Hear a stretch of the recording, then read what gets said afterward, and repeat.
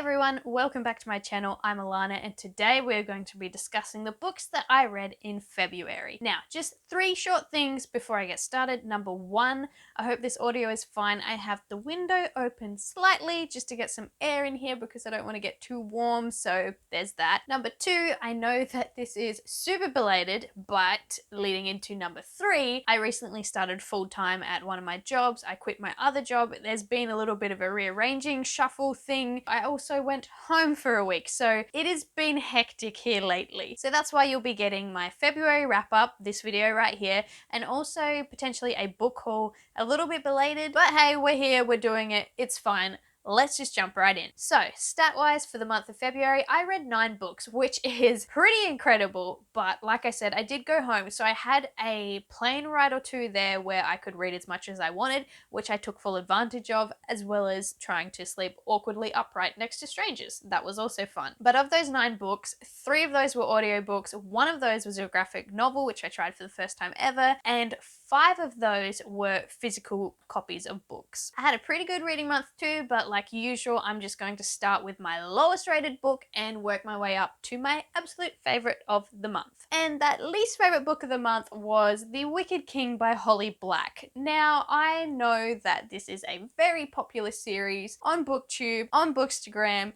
everywhere. People love it, they rave about it. It's not for me. I chose to listen to this one through audiobook format, and the main reason for that was because I didn't want to spend money on a physical copy of it if I knew I wasn't going to enjoy it 100%. I received the Cruel Prince in a Fairy Loot sub box like a few years ago, and that meant that I got the hardcover, which was great. It looks beautiful, but I want all my stuff to match, which meant I would have had to buy the hardcover of this book, and I didn't want to make that commitment, and I'm really glad that I didn't. It was just a lot of the same problems that I had with the first book. I know that this one is some people's favorite in the series, but again, there was abusive relationships, there was not much happening, and then surprise, everything happens at the end again, so you have to sort of continue on, and I just don't like it. So will I continue on with this series? If I can source the audiobook of the 3rd one, potentially, but if it's gonna be like a massive long wait time, I'm not gonna bother. I did actually fall asleep during this audiobook a few times, and I feel like I didn't actually miss much content because nothing was happening. So those are my thoughts on that. I gave this book 2 stars. Just before I move on to the next book, I just want to briefly point out too that that was probably the only sort of disappointing read that I had of the month. Everything else from here is pretty much 3 stars or above, so I just wanted to put that in here. This whole video is not going to be negative, I just didn't like that book. So speaking of a 3-star read, next up I have Always and Forever Lara Jean by Jenny Han. This is the finale in the trilogy of the Two of the Boys, whatever they're calling it, and it was nice, it was fluffy, it was just a contemporary school romance thing. These books are light, fluffy reads. They don't delve into much. They're just there to be consumed, and I really appreciate that for them. At least that's what I got out of them. They're really easy contemporary to pick up and just binge read because it's so easy to consume. How many times will I say that? In this one, we follow Lara Jean as she is deciding where to go to college, and there's a little bit of turmoil again. I can't tell you too much because it is the 3rd one in a series. It follows the thing of the other 2 books of who is she gonna end up with and that sort of thing. It's a light, fluffy romance, a coming of age story. That's what this is. So like I said, I just sort of sped through this and I gave it 3 stars. Next up we have Unearthed by Megan Spooner and Amy Kaufman. This is the first book in a sci-fi duology with a touch of romance in there too. In this one we follow Amelia and Jules as they have to work together on a strange alien planet looking for artifacts and information to try and help with the decline of Earth. I consumed this one through audiobook format and I really enjoyed the audiobook. They had the 2 narrators that bounced off each other really well and it was super easy to listen to, though there were a few parts where I think if I had the physical book in front of me I could have visualized it a little bit more. I don't usually listen to sci-fi via audiobook format just because I like to reserve that for books that I don't usually consume, like biographies and classics and that sort of thing. But I saw that this was available and I needed another audiobook to listen to on my way to work, so I tried this one. This one also got 3 stars from me. It annoyed me a little bit with the romance at certain times. Can't really remember why. I think this was just a book that I consumed and it was good. It wasn't my favorite, and it still has some really good elements. I read it towards the start of the month, so it's not really fresh in my mind. But yeah, that was a thing that I consumed. Will I pick up the sequel? Probably, if I can get my hands on the audiobook. It's not really high on my priorities list at the moment. I have a whole bunch of other things that I need to get around to, so this will probably take a little while for me to get back to. But that's fine. And then I picked up an arc from work, and that is Red Day by Sandy Fussell. This one sounded really interesting because in this one, the main character has synesthesia. I'm definitely pronouncing that wrong, but it's where the main character has colors that are associated with certain things or words or that sort of thing. The blurb says it a little bit better, so let me just... Days have colors and letters have attitudes. Wednesdays are yellow, Tuesdays are purple, the worst days are red. The only red day Charlie's ever known was the day her brother died. After the arrival of Kenichi, a Japanese exchange student, her mum insists on hosting. Charlie's synesthesia intensifies. The past and present begin to collide, and Charlie soon realizes that she and Kenichi need each other. Another red day is looming. So this one was an interesting middle grade that I picked up. It's set in Australia and has that really sort of atmospheric, homey Australia sort of setting, which I really enjoyed. Like the blurb says, past and present sort of collide because Charlie's ability to associate things with color ends up pulling her in the past a bit, which is something that isn't really explained in this book, but I think because it's a middle grade, it's just sort of assumed that you go along with it. There's reference to certain historical events in Australia back in the past and how that impacts the future of a certain town, and I ended up really liking it for what it was. If you're looking for a book for like a 13-year-old to sort of give them a little bit of background on one of the world wars, this would be good to pick up for them. And it got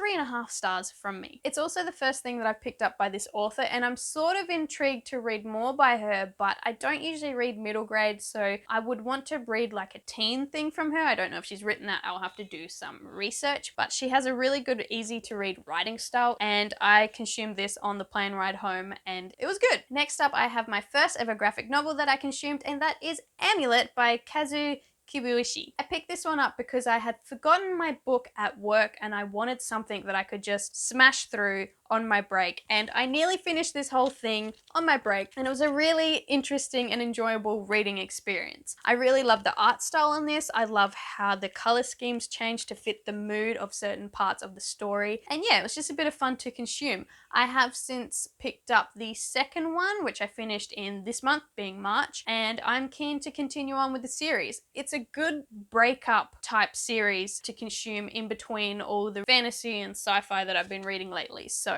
it's a nice palate cleanser. This one ended up getting 3.5 stars from me. Graphic novels aren't really my thing, but I could really appreciate this and how it was set out. I was a bit worried that it would sort of be too much work on my eyes to have to flick everywhere, but it was set out pretty easy to understand. And yeah, I'm keen for more. Next up, we have another middle grade and also a pretty popular series at the moment, and that is Nevermore by Jessica Townsend. I want to try and strengthen my middle grade knowledge a little bit more, just because we get a lot of people coming through asking for books for their children, so I thought I'd pick this one up, and it was a lot of fun. It's very thick and it takes a little bit to get the ball rolling with it, and yes, I can see how certain instances it is very close to Harry Potter, a little bit too on the nose with certain characters and scenes, but I still really enjoyed it. It still has its own unique world and setting, and I'll definitely be picking up the second one. I know the third one gets released sometime this year, and that release date has actually been pushed back a little bit, but I am keen to keep on going in this series. In this one, we follow Morrigan Crow, who is a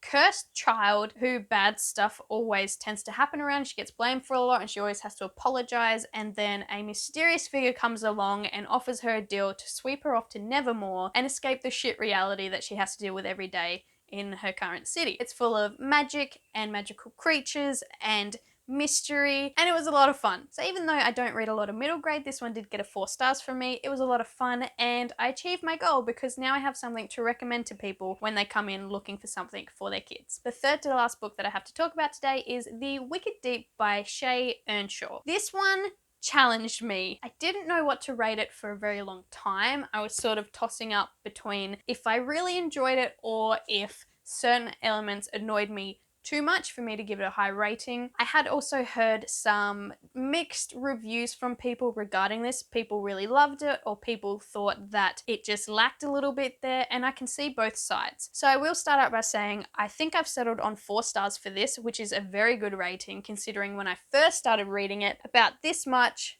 in, I didn't know if I was going to finish it. And that was because I really do believe that this book could have done with another round of edits. There are so many mistakes in the first half of this novel that it just really hurt to read it at points. There was also weird sentence structures and word choices, and it threw me off a lot until the book got really atmospheric and until people started, dying. So real quick, this book follows a girl called Penny and her cursed town. 200 years ago, 3 sisters got drowned for being witches, and every year they come back in the bodies of girls that live on the island, and they start to drown boys for vengeance reasons, whatever. When Beau, a young man, arrives on scene, Penny has to decide if she trusts him or not, and also if she should help protect him, and then the story goes from there. So yes, the editing was poor, and I feel like it could have done with another round of edits, but the thing that hooked me with this novel was the atmosphere. This was so atmospheric. It's this small town sort of clouded in mystery and folklore, and I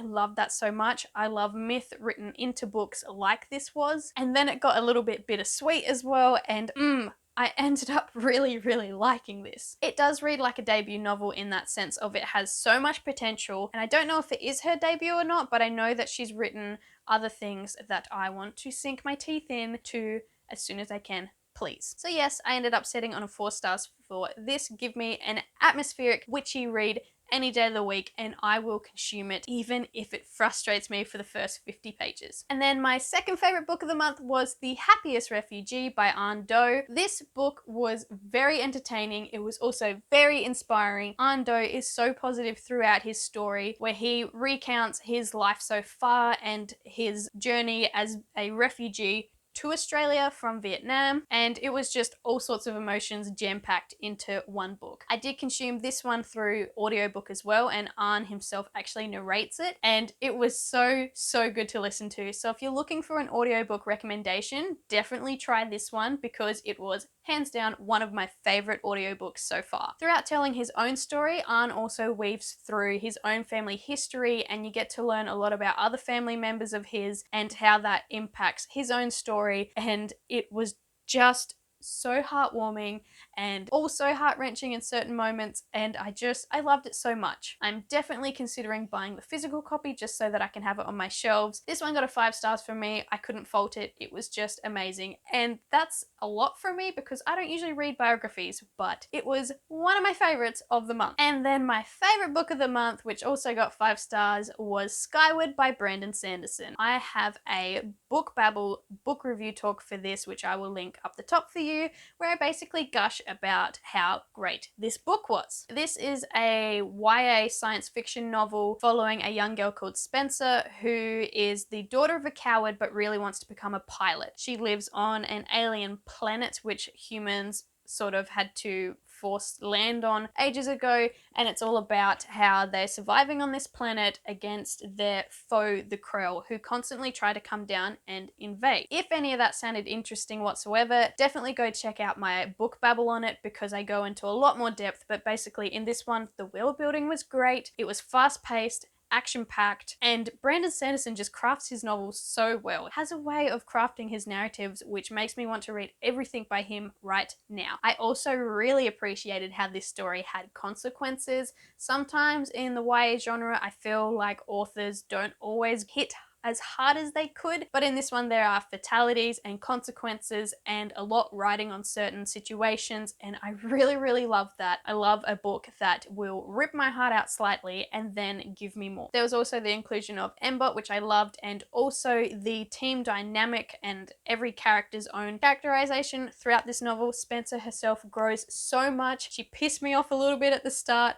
but oh my god, she becomes self-aware and just incredible. So I really need to pick up the second one in this series, which is called Starsight, as soon as humanly possible, but I also want it to match my smaller B format paperback, so might be waiting a little while for that, but I'll get there. So those are the 9 books that I read in February. Apologies again for this video coming out so very late, but life got hectic last month, so what can you do? I'm also very proud of myself for trying my first ever graphic novel and for also consuming more audiobooks, because I now have about a 40-minute drive to work and it is the best space to listen to books to, so I'm really pleased about that. I'd love to hear what your favorite February read was too, so comment that down below and I will continue the conversation with you there. So that's all I have for you today. I will see you in my next video. Bye!